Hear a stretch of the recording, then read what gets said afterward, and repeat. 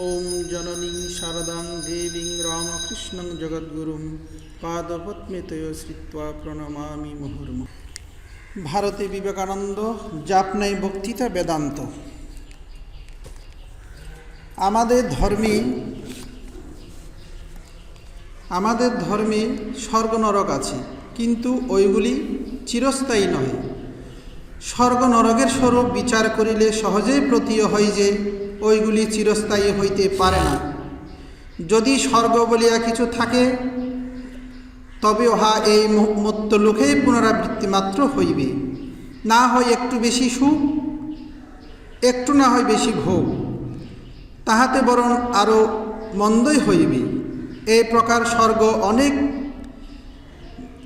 যাহারা ফলাকাঙ্ক্ষার সহিত ইহলোকে কোনো সৎকর্ম করে, তাহারা মৃত্যুর পর এইরূপ কোন স্বর্গে ইন্দ্রাদি দেবতা হইয়া জন্মগ্রহণ করে। এই দেবত্ব বিশেষ বিশেষ পদমাত্র। এই দেবতারাও এক সময়ে মানুষ ছিলেন। সৎকর্মবশে ইহাদের দেবত্ব প্রাপ্তি হইয়াছে। ইন্দ্র বরুণাদি কোনো দেব বিশেষ নামে, বিশেষের নাম নহে। সহস্র সহস্র ইন্দ্র হইবেন। রাজা নহুষ মৃত্যুর পর ইন্দ্রত্ব লাভ করিয়াছিলেন। ইন্দ্রত্ব পদ মাত্র। কোনো ব্যক্তি সৎকর্মের ফলে উন্নত হইয়া ইন্দ্রত্ব লাভ করিলেন, কিছুদিন পরে সেই প্রতিষ্ঠিত রহিলেন, আবার সেই দেবদেহ ত্যাগ করিয়া পুনরায় মনুষ্যরূপে জন্মগ্রহণ করিলেন। মনুষ্য জন্মই শ্রেষ্ঠ জন্ম। কোন কোন দেবতা স্বর্গসুখের বাসনা ত্যাগ করিয়া মুক্তি লাভের চেষ্টা করিতে পারেন, কিন্তু যেমন এই পৃথিবীর অধিকাংশ মানুষ ধন মান ঐশ্বর্য লাভ করিতে উচ্চতত্ত্ব ভুলিয়া যায়, সেরূপ অধিকাংশ দেবতাই ঐশ্বর্য মদে মত্ত হইয়া মুক্তির চেষ্টা করেন না। তাহাদের শুভকর্মের ফল ভোগ শেষ হইয়া গেলে তাহারা পুনরায় এই পৃথিবীতে আসিয়া মনুষ্য দেহ ধারণ করে। অতএব এই পৃথিবী কর্মভূমি। এই পৃথিবী হইতেই আমরা মুক্তি লাভ করিতে পারি। সুতরাং এই সকল স্বর্গেও আমাদের বিশেষ প্রয়োজন নাই। তবে কোন বস্তু লাভ করিবার জন্য আমাদের চেষ্টা করা উচিত? মুক্তি। আমাদের শাস্ত্র বলেন, শ্রেষ্ঠ স্বর্গেও তুমি প্রকৃতির দাস মাত্র। 20,000 বৎসর তুমি রাজত্ব ভোগ করিলে, তাহাতে কি হইল? যতদিন তোমার শরীরে থাকে ততদিন তুমি সুখের দাস মাত্র। যতদিন দেশকাল তোমার উপর কার্য করিতেছে ততদিন তুমি কৃতদাস মাত্র। এই কারণেই আমাদিগকে বহিঃপ্রকৃতির ও অন্তঃপ্রকৃতির উভয়কে জয় করিতে হইবে। প্রকৃতি যেন তোমার পদতলে থাকে। প্রকৃতিকে পদদলিত করিয়া তাহাকে অতিক্রম করিয়া স্বাধীন মুক্তিভাবে তোমাকে নিজ মহিমায় প্রতিষ্ঠিত হইতে হইবে। তখন তুমি জন্মের অতীত হইলে, সুতরাং মৃত্যুরও পারে উপনীত হইলে। তখন তোমার সুখ চলিয়া গেল, সুতরাং তুমি দুঃখেরও অতীত হইলে। তখনই তুমি সর্বাতীত অব্যক্ত অবিনাশী আনন্দের অধিকারী হইলে। আমরা যাহাকে এখানে সুখ ও কল্যাণ বলি, তাহা সেই অনন্ত আনন্দের এক কণা মাত্র। ওই অনন্ত আনন্দেই আমাদের লক্ষ্য। আত্মা অনন্ত আনন্দ স্বরূপ। উহা লিঙ্গবর্জিত। আত্মাতে নরনারী ভেদ নাই। দেহ সম্বন্ধেই নরনারী ভেদ। অতএব আত্মাতে স্ত্রী পুরুষ ভেদ আরোপ করা ভ্রম মাত্র। শরীর সম্বন্ধেই উহা সত্য। আত্মার সম্বন্ধে কোনরূপ বয়সও নির্দিষ্ট হইতে পারে না। সেই প্রাচীন পুরুষ সর্বদাই একরূপ। এই আত্মা কিরূপে সংসারে বদ্ধ হইলেন? একমাত্র আমাদের শাস্ত্রই ওই প্রশ্নের উত্তর দিয়া থাকেন। অজ্ঞানই বন্ধনের কারণ। আমরা অজ্ঞানেই বদ্ধ হইয়াছি। জ্ঞানোদয়ই অজ্ঞানের নাশ হইবে। জ্ঞানই আমাদিগকে এই অজ্ঞানের পারে লইয়া যাইবে। এই জ্ঞান লাভের উপায় কি? ভক্তিপূর্বক ঈশ্বরের উপাসনা এবং ভগবানের মন্দির জ্ঞানে সর্বভূতে প্রেম দ্বারা সেই জ্ঞান লাভ হয়। ঈশ্বরের পুনরাবৃত্তি বলে জ্ঞানের উদয় হইবে, অজ্ঞান দূরীভূত হইবে, সকল বন্ধন টুটিয়া যাইবে এবং আত্মা মুক্ত লাভ করিবে। আমাদের শাস্ত্রে ঈশ্বরের বিবিধ রূপের বিষয় উল্লেখিত হইয়াছে। সগুণ ও নির্গুণ। সগুণ ঈশ্বর অর্থে সর্বব্যাপী, জগতের সৃষ্টি স্মৃতি ও প্রলয়কর্তা, জগতের শাশ্বত জনক জননী।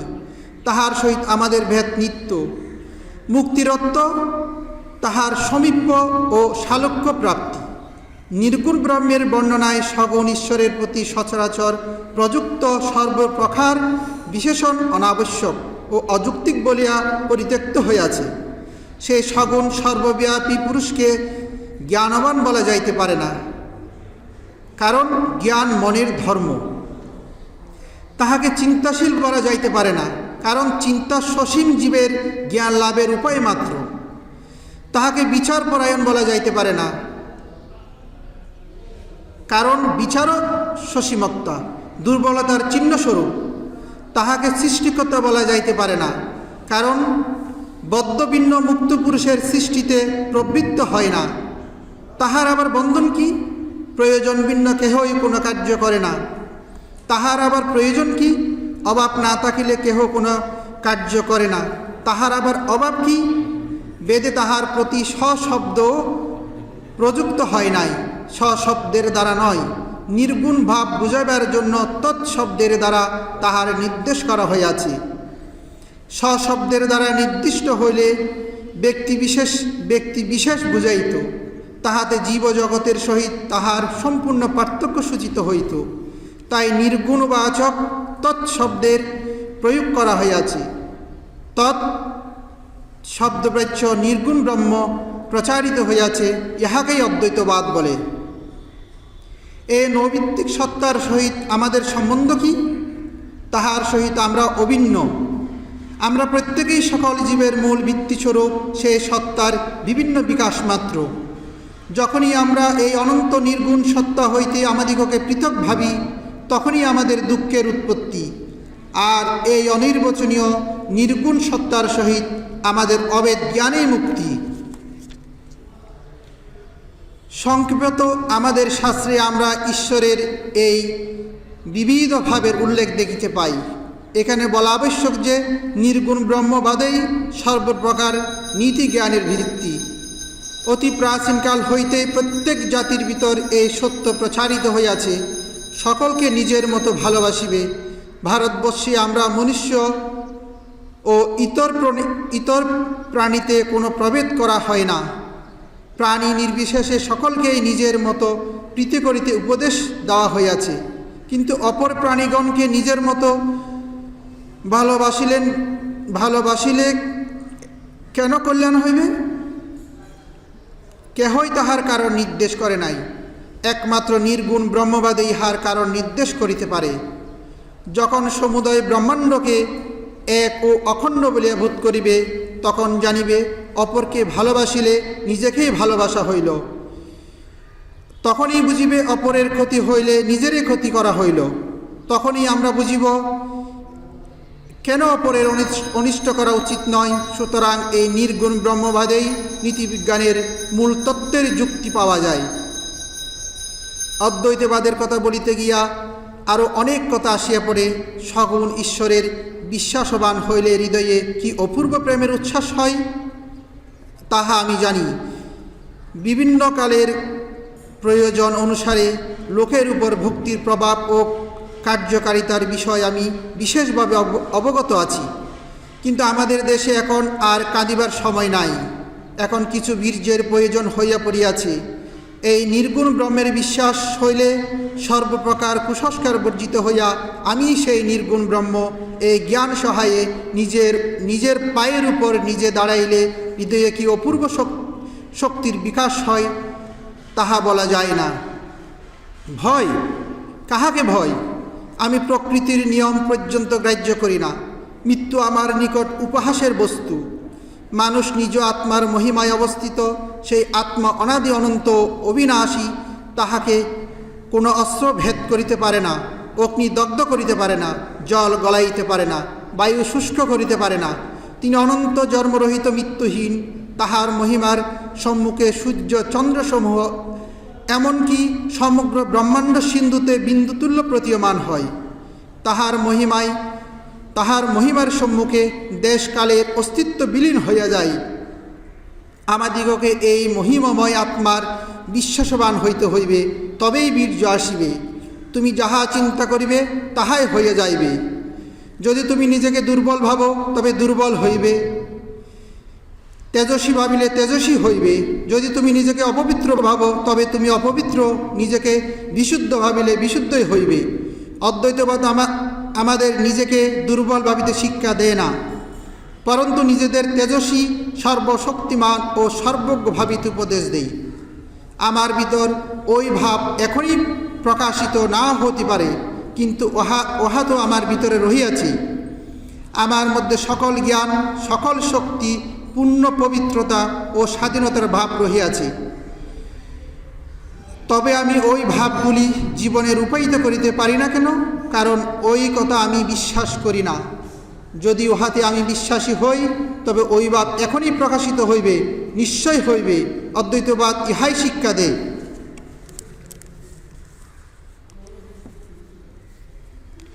অতি শৈশব অবস্থা হইতেই তোমাদের সন্তানগণ তেজস্বী হোক, তাহাদিগকে কোনরূপ দুর্বলতা বা কোনো বাহ্য অনুষ্ঠান শিক্ষা দেবার প্রয়োজন নাই। তাহারা তেজস্বী হোক, নিজের পায়ে নিজেরা দাঁড়াক, সাহসী, সর্বজয়ী, সর্বস্ব সহ হোক। সর্বপ্রথমে তাহারা আত্মার মহিমা সম্বন্ধে জানুক। এই শিক্ষা বেদান্তে কেবল বেদান্তেই পাইবে। অন্যান্য ধর্মের মতো ভক্তি উপাসনার প্রবৃত্তি সম্বন্ধে অনেক উপদেশ বেদান্তে আছে, যথেষ্ট পরিমাণেই আছে। কিন্তু আমি যে আত্মতত্ত্বের কথা বলিতেছি তাহাই জীবনপ্রদ এবং অতি অপূর্ব। কেবল বেদান্তেই সেই মহান তত্ত্ব নিহিত, যাহা সমগ্র জগতের ভাবরাশিকে আমূল পরিবর্তিত করিয়া ফেলিবে এবং বিজ্ঞানের সহিত ধর্মের সামঞ্জস্য বিধান করিবে। আমি তোমাদের নিকট আমাদের ধর্মের প্রধান তত্ত্বগুলি বলিলাম, ওইগুলি কিভাবে কার্যে পরিণত করিতে হইবে এখন সে সম্বন্ধে কয়েকটি কথা বলিব। পূর্বেই বলিয়াছি, ভারতে যে সকল কারণ বিদ্যমান তাহাতে এখানে অনেক সম্প্রদায় থাকিবার কথা। কার্যত দেখিতেছি এখানে অনেক সম্প্রদায়। আরও একটি আশ্চর্য ব্যাপার এখানে দেখা যাইতেছে যে এক সম্প্রদায় অপর সম্প্রদায়ের সহিত বিরোধ করে না। শৈব এ কথা বলে না যে বৈষ্ণব মাত্রই অধপথে যাইবে, অথবা বৈষ্ণব শৈবকে ওই কথা বলে না। শৈব বলে আমি আমার পথে চলিতেছি, তুমি তোমার পথে চলো, পরিণামে আমরা একই স্থানে পৌঁছিব। ভারতের সকল সম্প্রদায়ই এ কথা স্বীকার করিয়া থাকে। ইহাকেই ইষ্টতত্ত্ব বলে। অতি প্রাচীন কাল হইতেই এ কথা স্বীকৃত হইয়া আসিতেছে যে বিভিন্ন প্রকৃতির পক্ষে বিভিন্ন সাধন প্রণালী প্রয়োজন। তুমি যে প্রণালীতে ঈশ্বর লাভ করিবে সে প্রণালী আমার পথ নাও হতে পারে, হয়তো তাহাতে আমার ক্ষতি হইতে পারে। সকলকেই এক পথে যাইতে হইবে এ কথা কোনো অর্থ নাই, ইহাতে বরং ক্ষতি হইবার থাকে। সুতরাং সকলকে এক পথ দিয়ে লইয়া যাইবার চেষ্টা একেবারে পরিত্যাজ্য। যদি কখনো পৃথিবীর সব লোক এক ধর্মমত অবলম্বী হইয়া এক পথে চলে তবে বড়ই দুঃখের বিষয়ে বলিতে হইবে। তাহা হইলে লোকের স্বাধীন চিন্তাশক্তি ও প্রকৃতি ধর্মভাব একেবারে বিলুপ্ত হইবে। বৈচিত্র্যময় আমাদের জীবনযাত্রার মূল মন্ত্র। বৈচিত্র্যই সম্পূর্ণরূপে চলিয়া গেলে সৃষ্টিও লোপ পাইবে। যতদিন চিন্তা প্রণালীর এই ভিন্নতা থাকিবে ততদিন আমাদের ব্যক্তিগত অস্তিত্ব থাকিবে। বৈচিত্র্য আছে বলিয়া বিরোধের প্রয়োজন নাই। তোমার পথ তোমার পক্ষে ভালো বটে, কিন্তু আমার পক্ষে নহে। আমার পথ আমার পক্ষে ঠিক, কিন্তু তোমার পক্ষে নহে। প্রত্যেকেরও ইষ্ট ভিন্ন। এই কথাই এই বুঝায় যে প্রত্যেকের পথ ভিন্ন।